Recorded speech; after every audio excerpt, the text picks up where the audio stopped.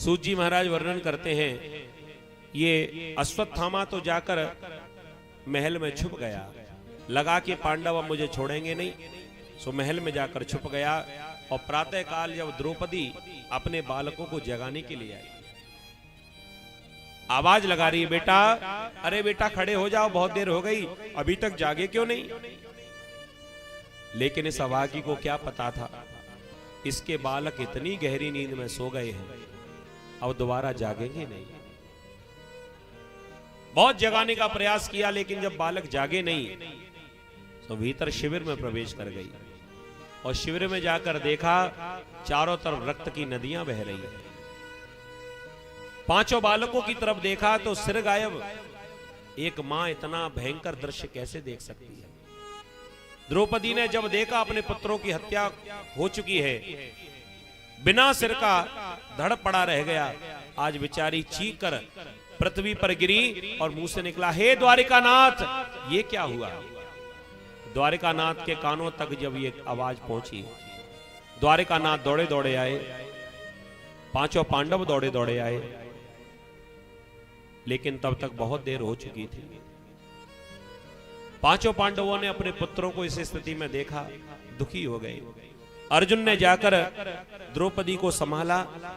जब द्रौपदी होश में आई, रोने लगी और रोते हुए अर्जुन से कहती है कि स्वामी, माता शिशूना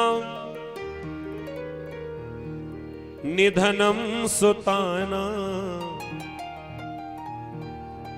निसम्य घोरम परितप्यमाना तदारुद्वास्पकला कोलाक्षी ताम सात्वयन्नाह किरीटमाली ताम सात्वयन्नाह किरीटमाली।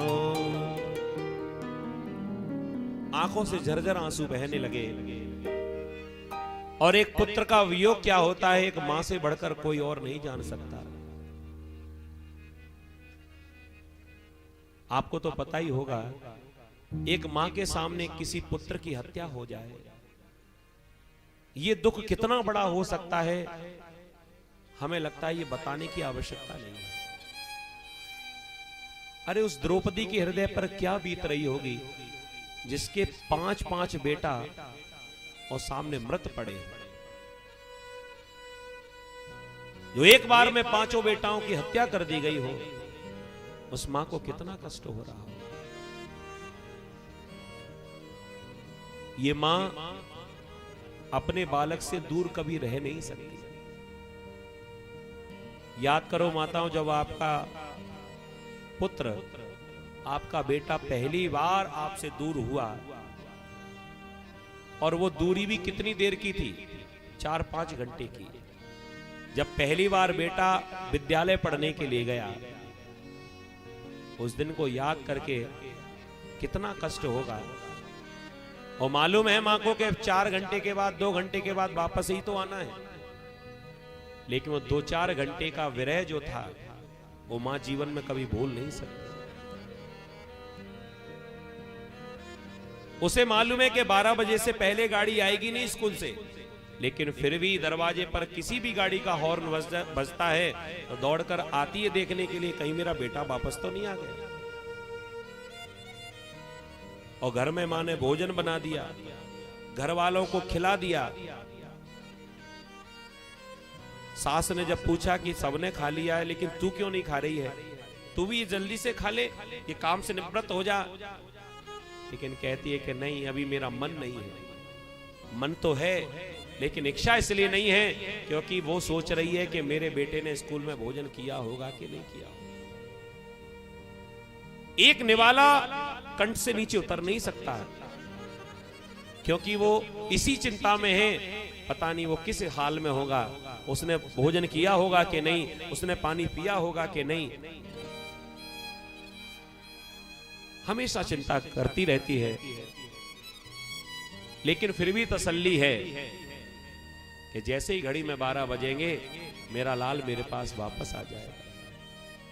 लेकिन जरा ध्यान दो कि द्रौपदी को आज कितना कष्ट, कितना गुना ज्यादा कष्ट होगा कि उसके बेटा एक बार जो छोड़कर चले गए जीवन में दोबारा वापस लौटने वाले नहीं है। उस मां का क्या हाल होगा। द्रौपदी जब फूट फूट कर रोने लगी, पागलों की तरह जब इसकी स्थिति हो गई,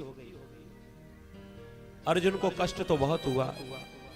अर्जुन ने तुरंत ही संकल्प लिया, प्रतिज्ञा कर ली कि देवी मैं तेरे मरे हुए पुत्रों को वापस तो नहीं ला सकता, लेकिन मैं प्रतिज्ञा करता हूं जिसने तेरे पुत्रों की ये हालत की है मैं उसे छोड़ूंगा नहीं, मैं अभी पकड़कर तेरे सामने लेकर आता हूं।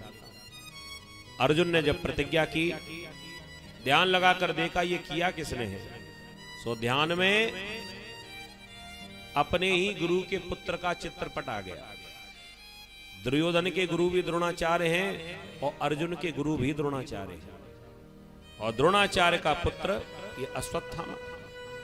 बड़ा कष्ट हुआ कि मेरे गुरु के पुत्र ने ही मेरे साथ में इतना बड़ा छल किया, लेकिन मैं छोड़ूंगा नहीं। भगवान से कहा कि प्रभु जल्दी रथ निकालो। द्वारिकाधीश ने रथ बाहर निकाला, कह दिया ले चलो रथ महल की ओर। रथ आगे बढ़ा। उधर अश्वत्थामा को पता चला कि द्वारिकाधीश का रथ आ रहा है, वो अर्जुन मुझे पकड़ने के लिए आ रहा है, अब मैं बचूंगा नहीं। सो ये महल के पीछे के दरवाजे से भागा प्राण बचाकर। लेकिन भगवान तो सर्वांतर्यामी है, जानबूझकर पहले ही पीछे के गेट पर अपना रथ दौड़ाने लगे, और जो बाहर निकला सो भगवान का रथ वहीं था। अब तो फिर से भागने लगा, आगे आ गया अश्वत्थामा, पीछे पीछे भगवान का रथ। ये भूल गया कि जिस रथ को भगवान ही चला रहे हो, अब बेचारा कब तक बच पाएगा। फिर भी मरता क्या नहीं करता, इसे लगा कि मैं मारा जाऊंगा। सो अपने प्राण बचाने के लिए इसने ब्रह्मास्त्र का संधान कर दिया, और जो ब्रह्मास्त्र छोड़ा अर्जुन घबरा गए। अर्जुन ने तुरंत ही भगवान से प्रार्थना की, हे प्रभु मेरी रक्षा करो। कृष्ण कृष्ण महाबाहो भक्तानां भयंकर त्वमेको दय्यमानानां अपवर्गोऽसि संसृते। हे कृष्ण मेरी रक्षा करो, मुझे बचा लीजिए। भगवान ने कहा क्या हुआ।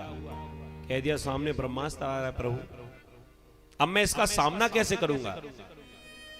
भगवान ने कहा बात सही है, ब्रह्मास्त्र का संसार में कोई दूसरा विकल्प नहीं है, सामना करे कैसे।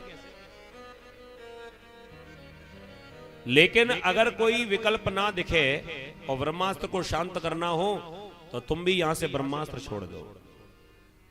अर्जुन ने कहा महाराज जब दो ब्रह्मास्त्र आपस में टकराएंगे तो प्रलय भी आ सकती है।